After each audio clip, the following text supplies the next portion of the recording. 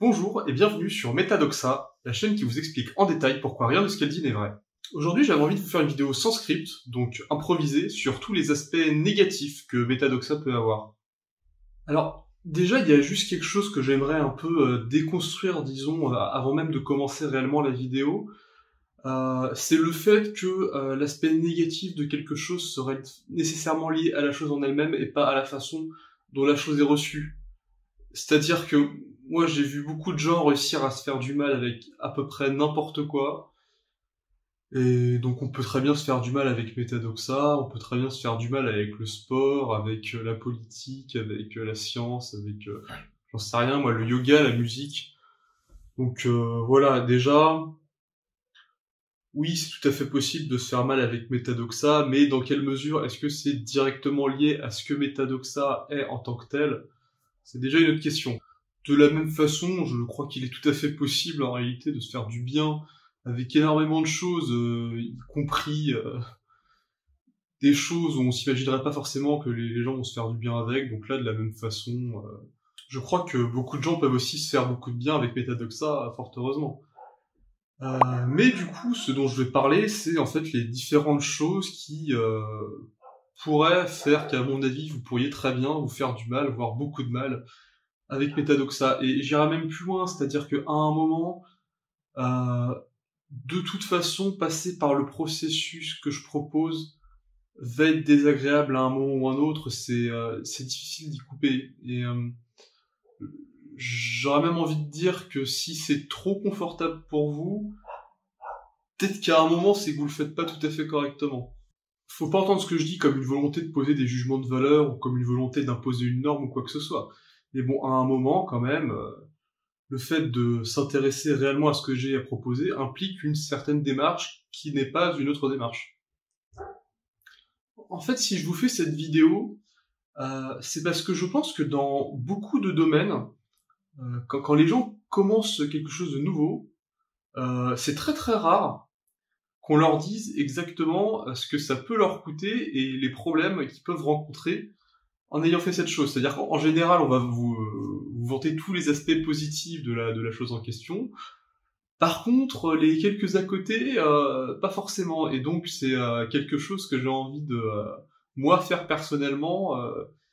Et moi-même, je pense que peut-être que ça m'aurait fait plaisir quand j'ai appris certaines des choses que j'ai l'intention de transmettre sur cette chaîne. Ça m'aurait fait peut-être un peu plus plaisir quand même de savoir un peu plus dans quoi je m'embarquais. D'ailleurs, en réalité, le fait de procéder comme ça, c'est quelque chose qui est beaucoup lié à moi et à ma façon de fonctionner. C'est-à-dire que je suis quelqu'un, on va dire, qui avant de se lancer a besoin de garanties.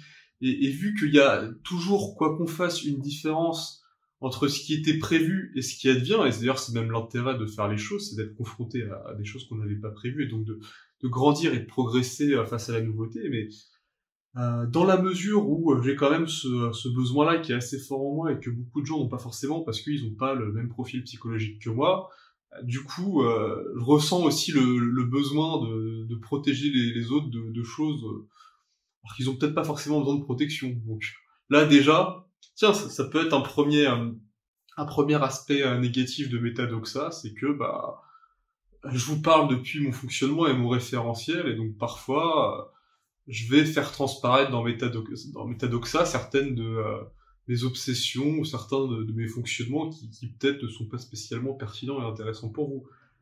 Peut-être par exemple qu'après avoir vu cette vidéo, vous allez avoir des appréhensions, alors qu'au fond, il n'y a pas vraiment de raison et que vous faites partie des personnes qui ont vraiment beaucoup à gagner à comprendre ce que je dis. Et peut-être du coup que vous risquez de prendre peur et de vous braquer, alors que si j'avais rien dit, vous en auriez tiré plein de choses positives. Voilà. Donc quoi qu'on fasse, de toute façon, on sait jamais exactement quelles conséquences les choses vont avoir. D'ailleurs, c'est ce genre de self-awareness, d'auto-conscience de soi, disons, que j'essaye de pousser les gens à développer, notamment grâce à cette chaîne. Il y a un premier élément déjà dont je veux vous faire part et qui, à mon avis, s'applique tout aussi bien pour les contenus zététiques, même si du coup ça ne porte pas sur les mêmes choses.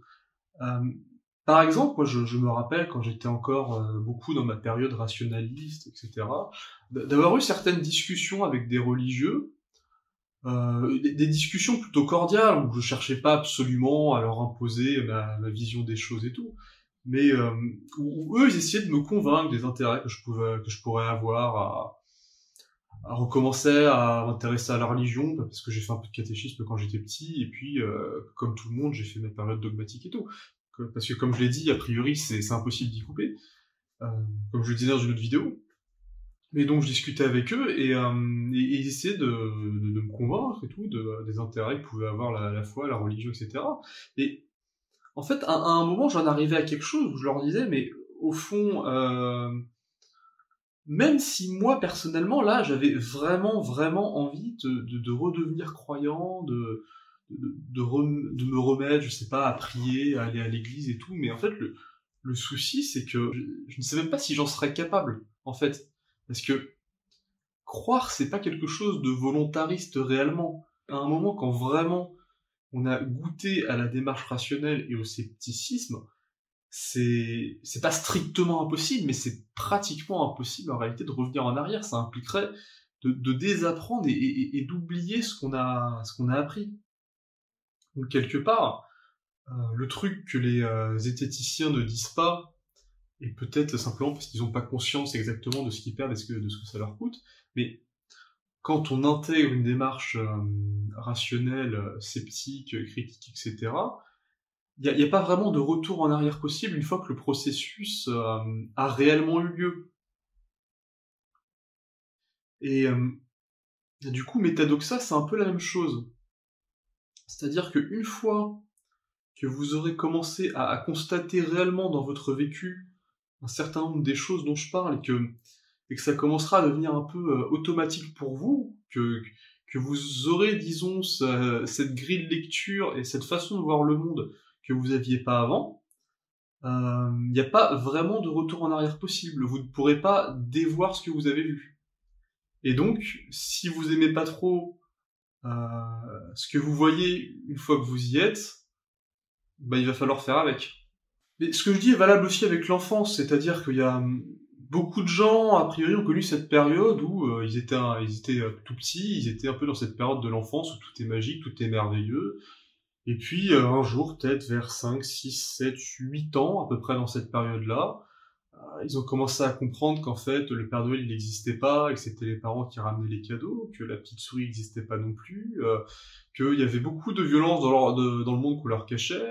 Vous avez une période comme ça, vous commencez à réaliser à quel point le monde peut être moche, violent, noir et insécurisant, et c'est quelque chose qui peut être assez traumatisant. Et beaucoup de gens vont être nostalgiques justement de cette période d'innocence de l'enfance où finalement ils vivaient dans un monde un peu merveilleux, fantastique, où les choses sont globalement sûres, où les parents sont des sortes de demi-dieux qui peuvent nous protéger, et où finalement tout va bien. Et cette espèce de paradis perdu de l'enfance, les gens le retrouvent jamais.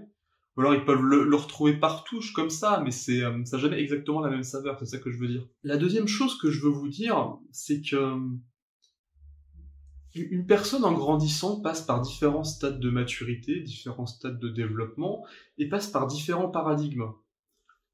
Le truc, c'est que en fonction de la personnalité des gens, certains changements de paradigme vont être vécus globalement d'une façon positive, c'est-à-dire que ça va être une nouvelle expérience que les gens vont faire et ils vont être très contents des nouvelles choses qu'ils peuvent comprendre, des opportunités qui s'ouvrent à eux, des choses qu'ils perçoivent maintenant qu'ils percevaient qu'ils percevaient pas vraiment avant. C'est jamais complètement confortable hein, de grandir et de se confronter à des choses nouvelles, mais pour certaines personnes et sur certaines étapes, ça peut se passer plutôt bien globalement. Par contre, pour certaines personnes et pour certaines autres étapes, ça peut être beaucoup plus compliqué. Je ne suis pas le seul youtubeur à faire des vidéos autour de choses qui touchent à la postmodernité. Déjà, sachant que la postmodernité, c'est plus une façon de classifier, disons, un ensemble en réalité très divers de choses et que c'est pas à proprement parler une pensée et quelque chose de construit avec des gens qui s'en revendiquent et tout, euh, la plupart des gens qui ont accès aux choses dont je parle ne vont pas se présenter comme ayant une approche qui est à la post-modernité, de la même façon que à peu près personne ne se présente en vous disant bonjour, je vais vous parler de mon approche matérialiste, rationaliste, moderne. Alors même que c'est ce que font les zététiciens concrètement. Mais ils vous parleront de zététique, ils vous parleront pas de modernité. Moi, si je vous en parle aussi explicitement, c'est parce que déjà ça fait partie de ma formation, ça fait partie aussi de l'angle de vue que j'ai envie de présenter sur les choses, et parce que je pense que réussir à penser les étapes avec une certaine clarté permet de mieux intégrer certaines choses. C'est mon approche et elle est tout à fait spécifique à ce que je propose et absolument pas spécifique à la postmodernité. Et donc tout ça, ce que ça veut dire, c'est que vous allez pouvoir trouver en réalité donc pas mal de contenus qui se placent, on va dire, dans le même paradigme que le mien, mais qui s'intéressent à des choses tout à fait différentes et qui ont des approches tout à fait différentes. Je dirais même qu'en réalité, vous allez trouver très peu de contenus liés à la postmodernité ou avec des gens qui l'ont comprise et qui ont une approche autant basée sur la démarche scientifique, sur l'épistémologie, sur des réflexions très très conceptuelles, plutôt mentales, parce que je suis quelqu'un de très mental, ça fait partie de ma personnalité, je pense que ça se voit très bien. Et c'est même plutôt l'inverse, c'est-à-dire que vu qu'on est dans une approche où on va retourner vers ses émotions, vers son vécu affectif, vers quelque chose qui est plus lié, oui, c'est ça, aux relations avec les gens, à la poésie, je sais pas, la musique, au fait d'apprécier la nature, au fait de se sentir plus proche de la vie, peu importe ce que ça veut dire. Vu qu'on est sur quelque chose qui est comme ça de beaucoup plus dans le ressenti, dans l'affect et dans le collectif aussi, généralement, on va même avoir le phénomène inverse, c'est-à-dire qu'on va avoir beaucoup de gens qui vont être dans des approches où ils expliquent assez peu sur le plan conceptuel, où ils démontrent assez peu, et où ils sont même leur champ lexical est beaucoup dans le ressenti. Vous pourrez même trouver des gens qui, en fait, ont un vocabulaire qui se rapproche beaucoup du vocabulaire New Age. Ce qui veut pas dire que ils le font depuis une approche vraiment dogmatique ou uniquement dogmatique. Mais en tout cas, vous allez avoir des gens comme ça qui seront dans des prosodies beaucoup plus, voilà, alors on est là tous ensemble et tout, et en fait moi ce que j'avais envie de vous partager, c'est voilà, on va être dans des choses beaucoup plus comme ça. Et donc, un autre des aspects négatifs de Métadoxa, c'est que si votre approche du paradigme postmoderne se limite à Métadoxa, vous risquez de développer une vision qui peut être assez, voire très faussée de tout ce que, de toutes les choses différentes que ce que je propose peut embrasser. Après, pourquoi est-ce que je présente les choses comme ça ? Déjà parce que tout simplement c'est ma personnalité et on fait avec qui on est. Donc, je vous présente une approche postmoderne, mais je vous présente une approche postmoderne présentée par moi-même et par ce que je suis. Mais surtout parce que je pense aussi que beaucoup de gens qui sont très très rationnels, très très très mentaux, beaucoup dans la tête et pas forcément très connectés à leurs affects, seront, je crois, plus réceptifs à ce que j'ai à proposer qu'à ce qu'il y a à proposer des gens qui sont beaucoup dans le comme ça, et puis voilà, et puis ce qui compte en fait, c'est de réussir à sentir les énergies qui circulent avec les personnes. Voilà, ça moi, ce genre de choses m'ont jamais beaucoup parlé. Avec le temps, j'arrive beaucoup mieux à me relier aux gens qui sont un peu comme ça et qui ont ce genre de démarche, mais ça m'aura jamais convaincu à l'époque où je ne comprenais pas les choses que je comprends aujourd'hui, et je pense que globalement, ça ne convaincra pas grand monde qui est très mental, très rationnel, et qui a une personnalité qui, sur certains points, peut se rapprocher de la mienne. Pour vous donner un exemple concret, il y aurait par exemple les contenus de Isa Padovani. Donc Marshall se servait de 2 marionnettes pour exprimer une différenciation clé pour montrer en fait deux manières différentes de fonctionner.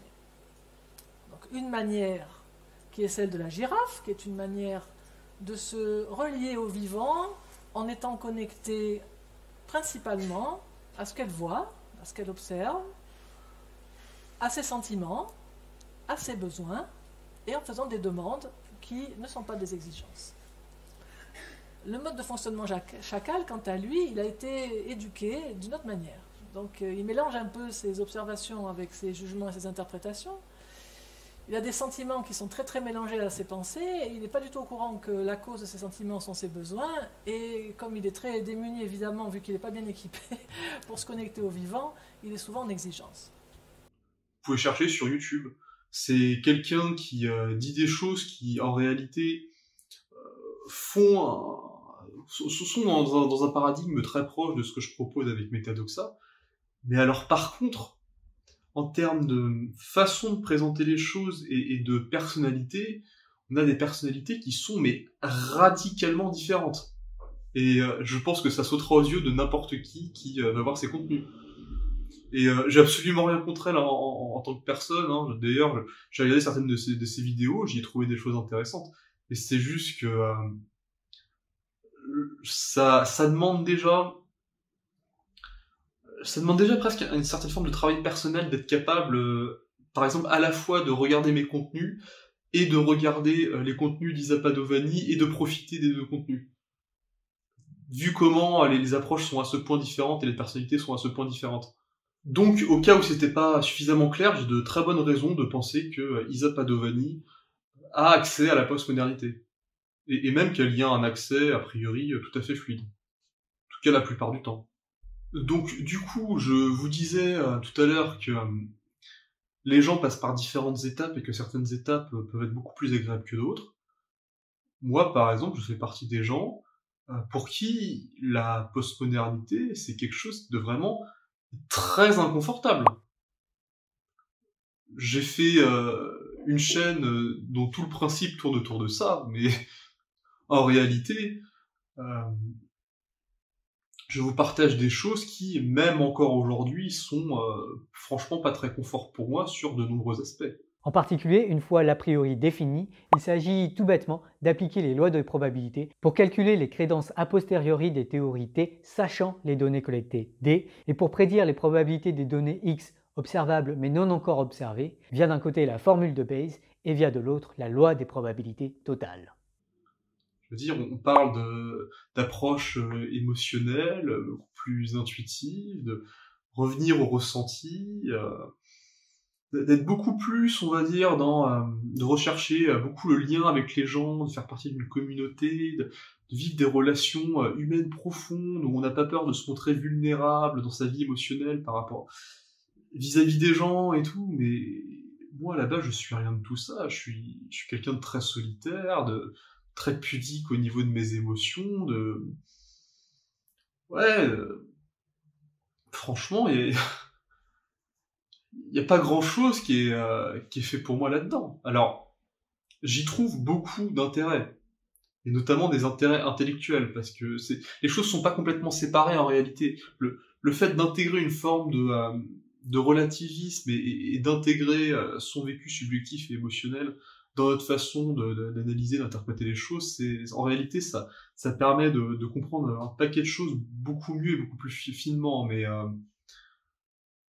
énormément de gens ne s'intéressent pas aux approches que je propose pour mieux modéliser, pour mieux conceptualiser, et c'est même plus que ça, c'est-à-dire que si vous le faites uniquement pour ça, vous risquez de passer à côté de l'essentiel et en fait de vous raconter que vous faites des trucs depuis des espaces ou je sais pas quoi, alors qu'en réalité pas du tout.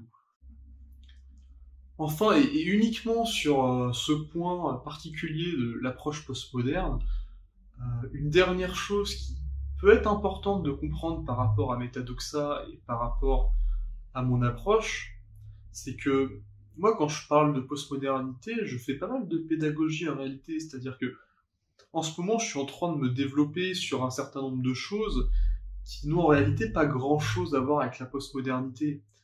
Et des choses sur lesquelles je suis beaucoup plus confortable, puisqu'on parlait justement du fait d'être confort ou pas confort sur certaines choses. Et le risque, et j'essaie de faire très attention à ça, mais je suis pas infaillible, le risque, c'est que j'ai tendance à faire une sorte de gloubi-boulga, et que parfois, j'intègre dans mes vidéos sur la postmodernité certains éléments qui, en fait, n'en relèvent pas vraiment. Et du coup, l'effet que ça peut avoir, ce serait de rajouter de la confusion, et de vous donner une image faussée de ce qu'est exactement la postmodernité, et de à quoi vous pouvez vous attendre de personnes qui y ont accès, et qui voient le monde comme ça au quotidien. Bien évidemment, en général, les gens ont tendance à attirer vers eux d'une manière statistique beaucoup plus de personnes qui leur ressemblent, ou en tout cas qui ont des types de personnalités plus ou moins compatibles avec eux. Donc je m'attends à avoir un certain nombre de personnes qui regardent ma chaîne et qui suivent mon contenu, et qui ont certains traits de personnalité qui se rapprochent des miens. Ce qui veut dire que un certain nombre des angles morts et un certain nombre des choses que je pourrais mettre dans mes vidéos pourraient faire écho avec les angles morts des personnes qui me regardent.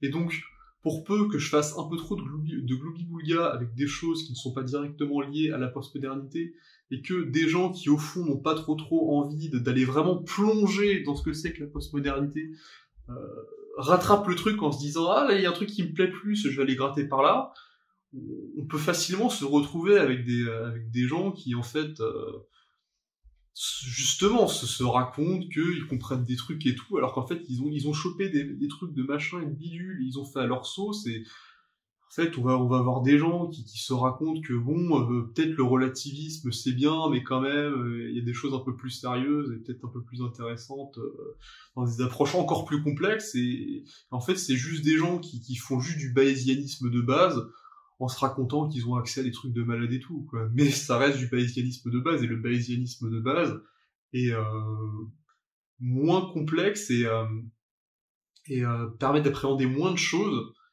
qu'une approche véritablement relativiste. Métadoxa n'est pas une approche qui passe uniquement par la tête, uniquement par la modélisation et uniquement par la réflexion.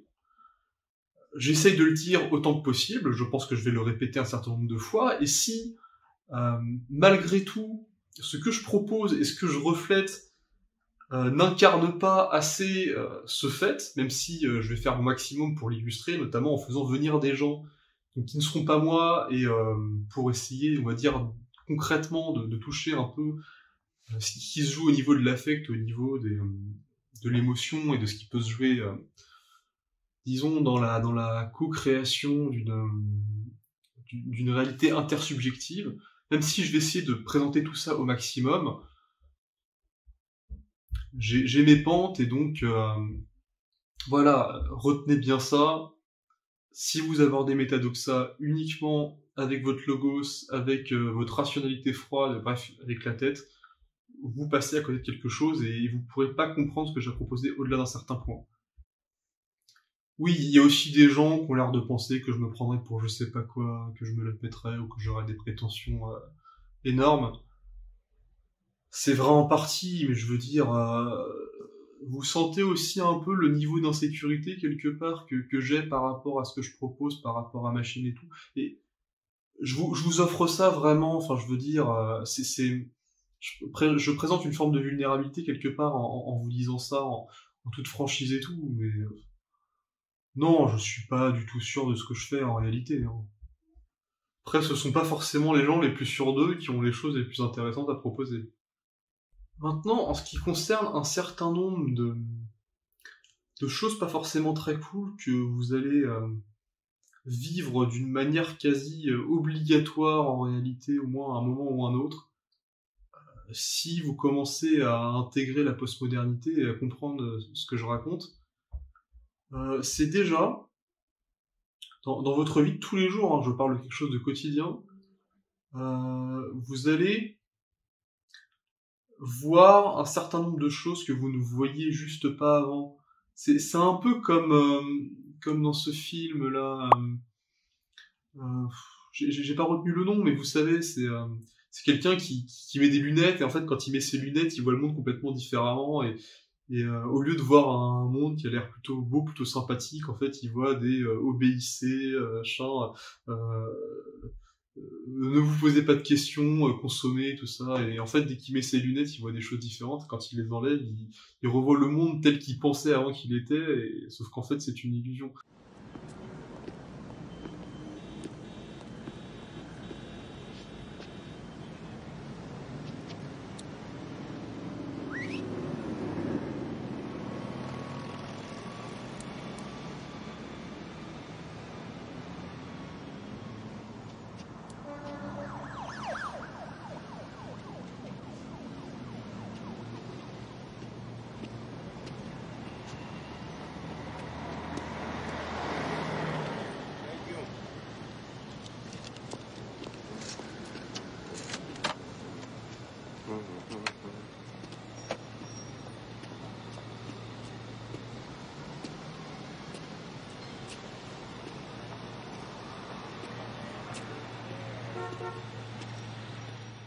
Il y a un processus assez similaire avec Petadoxa, c'est-à-dire que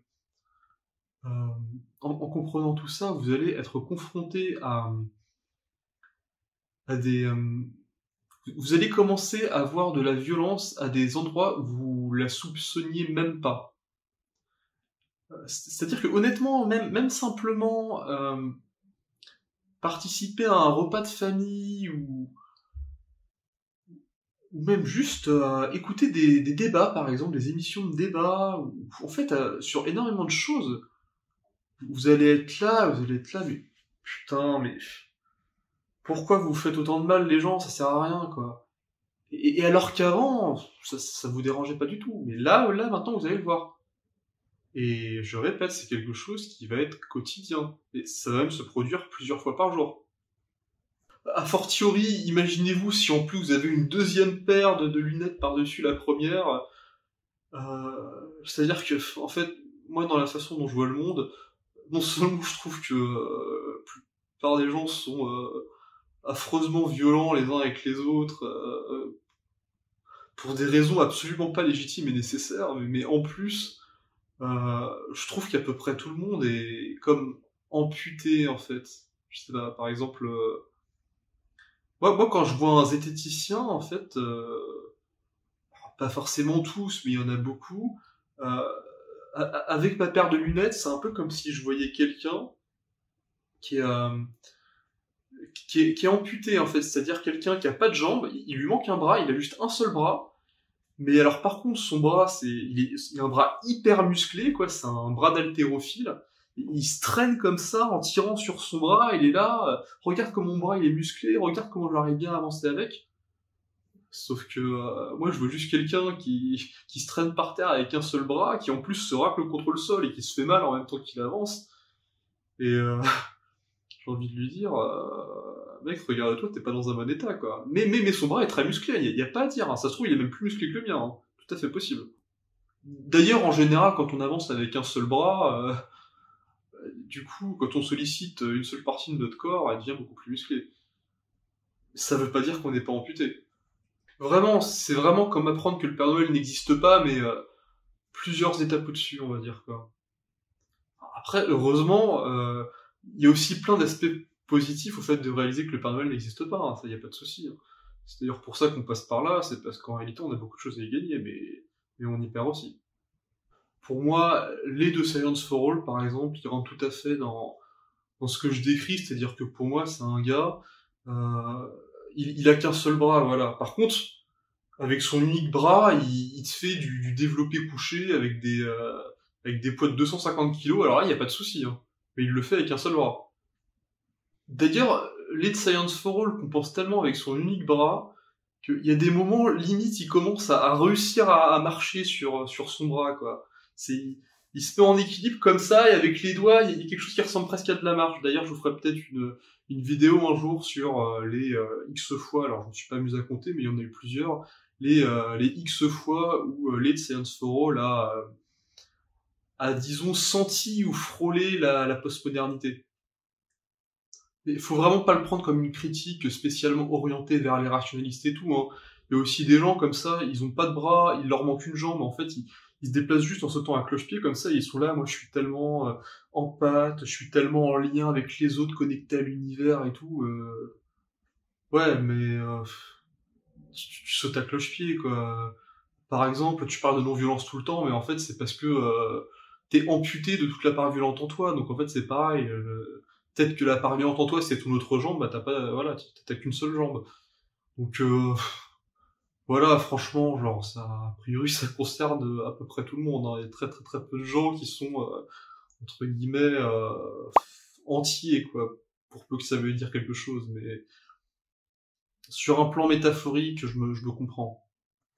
Donc, quelle est la conséquence du fait d'avoir des grilles de lecture que la plupart des gens n'ont pas, et du fait d'avoir, disons, une certaine lucidité sur un certain nombre de choses? Bah, ça génère, en tout cas, ça a de grandes chances de générer pas mal de souffrance et un fort sentiment d'impuissance. Quelque chose...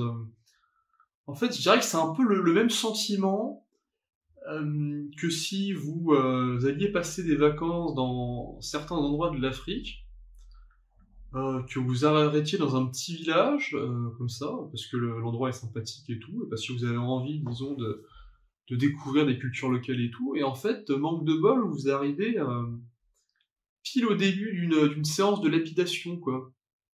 Et vous assistez à la scène. Ça représente beaucoup de choses pour vous, qui ne vont pas forcément faire beaucoup de sens, on va dire, pour les gens qui assistent à la scène, voire y participent, mais pour vous, ça dit beaucoup de choses, et surtout, vous savez très bien que vous ne pouvez rien faire pour empêcher ça. Parce que personne déjà ne va comprendre vraiment où est le problème, et surtout, si vraiment vous essayez d'empêcher que les choses se fassent par la force, vous vous mettez vous-même en danger. Donc, vous êtes obligé d'assister à la scène alors même que elle vous retourne le cœur. Une autre conséquence de tout ça, c'est que si, comme moi, vous êtes très peu à l'aise avec la postmodernité, mais que vous passez quand même par là, bah, soit vous allez peut-être vivre le restant de votre vie, ou en tout cas une bonne partie de votre vie, dans un paradigme et dans une vision du monde avec laquelle, au fond, vous n'êtes pas vraiment confort. Beaucoup de gens le font, hein, je veux dire, beaucoup de gens, on va dire, se sont arrêtés à une étape de leur développement, où ils sont à un endroit où ils sont pas très confort, mais après tout, c'est pareil de vivre en société, et puis ouais, pas de soucis, mais bon, c'est...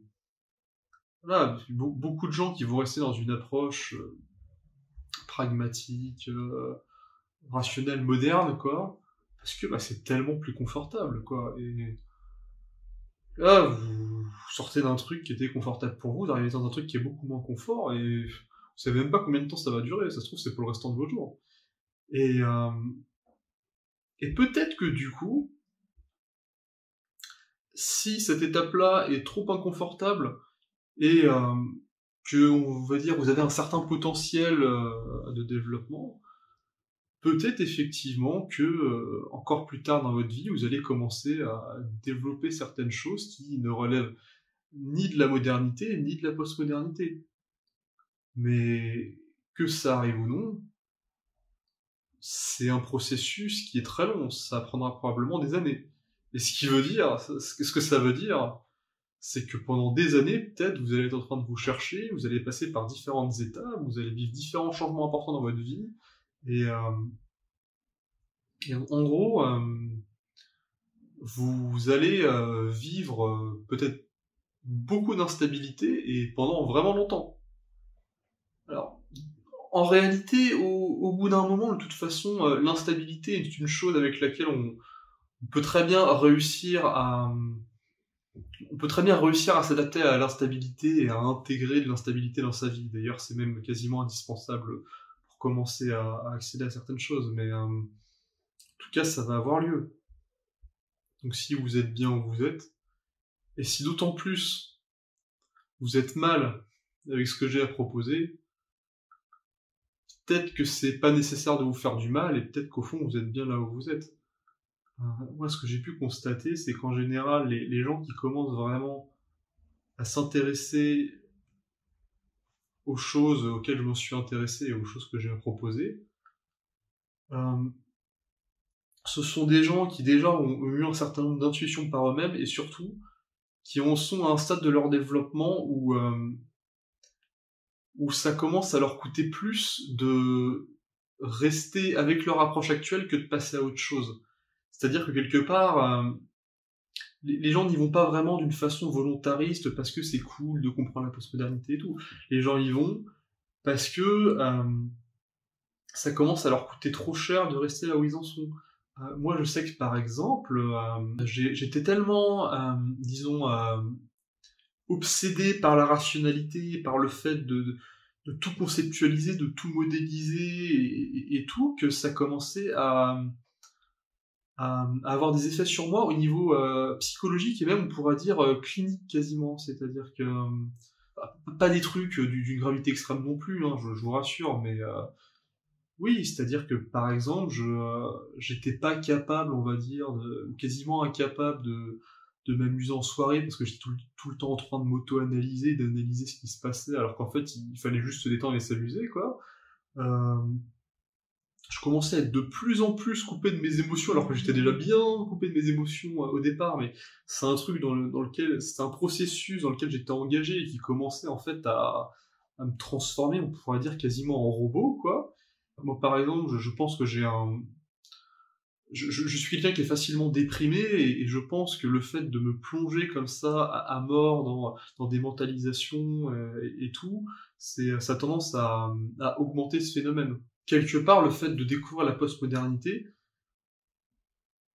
ça a vraiment été une sorte d'appel d'air, une sorte de bouffée d'oxygène qui a permis de me relâcher avec un certain nombre de névroses que je pouvais avoir et de vraiment commencer à plus me détendre et à réintégrer des parts de moi qui étaient quelque part en train de se nécroser, quoi, quasiment, j'ai apparemment de mourir parce que le fait qu'elles meurent, ça impliquerait qu'on peut jamais les récupérer, mais ouais, qui étaient dans un état comateux, quoi, disons.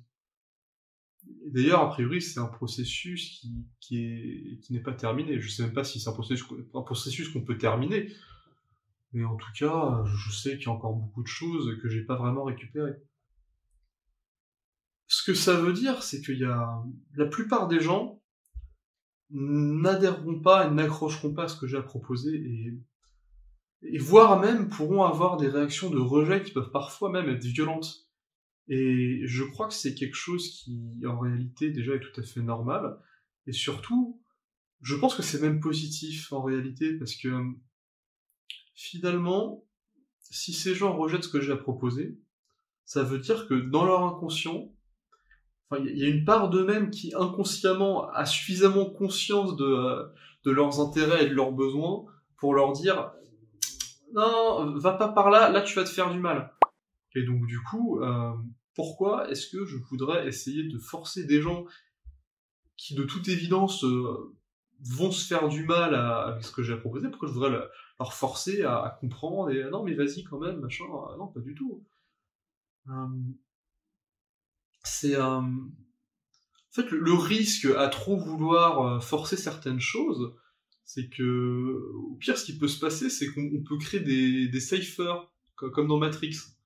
C'est-à-dire des gens, on leur a vendu des trucs super cool, ils ont réussi à s'extraire d'un certain nombre de choses. Bon, alors, après, il y a des gens qui sont dans la matrice, machin, ça c'est un truc que tout le monde dit, tout le monde se raconte qu'il est sorti de la matrice et tout, donc faut pas prendre ça trop au sérieux non plus, hein. En réalité, je pense que la vie, c'est des matrices dans des matrices dans des matrices, et dès qu'on commence à croire que ça y est, on est sorti du truc, en fait, c'est le moment où on est le plus dedans, mais ouais, il y a quelque chose un peu de cet ordre-là, c'est-à-dire qu'on va avoir des gens qui avaient pas conscience d'un certain nombre de choses, et puis à un moment, ils prennent conscience d'un certain nombre de trucs, et il y a eu un Morpheus qui leur a vendu un truc super, ou alors qui leur a pas forcément vendu un truc super, mais qui leur a pas forcément vendu que ça allait pas être cool non plus, quoi. Je vous donne la vérité, juste la vérité, mais bon, la vérité, tu sais pas ce que c'est avant d'y avoir goûté. Faut pas entendre vérité au premier degré, hein, parce que moi-même je commence mes vidéos en disant rien de ce que je dis n'est vrai. Donc je viens pas vous apporter la vérité, mais bon, je viens quand même apporter un certain nombre de changements de paradigme et voilà.